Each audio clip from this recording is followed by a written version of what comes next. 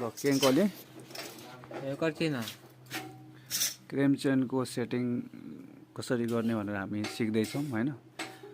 यो हाम्रो so electric ग्यारेजबाट हामी रेकर्ड गर्दैछौँ।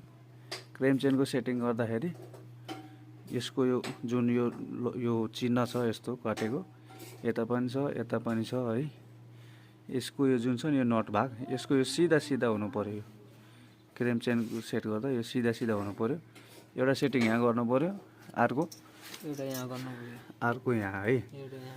एउटा यो जुन यहाँ यो एउटा तपाईँको यहाँ यो कट अफ छ यो दाँतीमा यो चिन्ह कट अफ र यसको यहाँ भित्तामा हुन्छ एउटा अर्को यस्तो चिन्ह यहाँबाट देखिरहनु भएको छैन। अब त्यो चिन्ह खाल्टो चिन्ह र यो चिन्ह एउटै लेभलमा सिधा सिधा हुनु पर्यो है। र अर्को कुरा कहाँ आयो, अर्को हाम्रो यहाँ छ हैन। अहिले हामीले यो खोलेको छैनौँ, नखोलेको कारणले हामीले यो देखाउन पाएनौँ तपाईँहरूलाई। अर्को यहाँ के हुन्छ भने यहाँ पनि एउटा यस्तै चिन्ह हुन्छ, यस्तै काटेको जस्तै हुन्छ। दुईवटा मुख हुन्छ, एउटा सिङ्गल मुख हुन्छ। त्यो दुईवटा मुखको बिचमा एउटा सिङ्गल मुख बनाइदिएपछि अनि त्यसको टाइमिङ सेट हुन्छ है। यसलाई के भन्छ, के सेटिङ भन्छ यसलाई?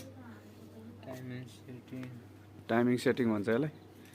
हाम्रो भाइ मिस्त्री हुनुहुन्छ हाम्रो यो ग्यारेजमा, भर नयाँ ग्यारेज गरेको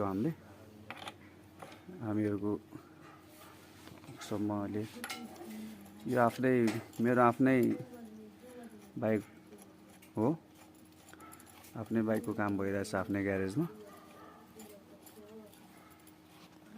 भाइले अहिले कसिरहनु भएको छ यहाँ हेर्दातीहरू। अब फिटिङको क्रममा लागिरहेछौँ हामी।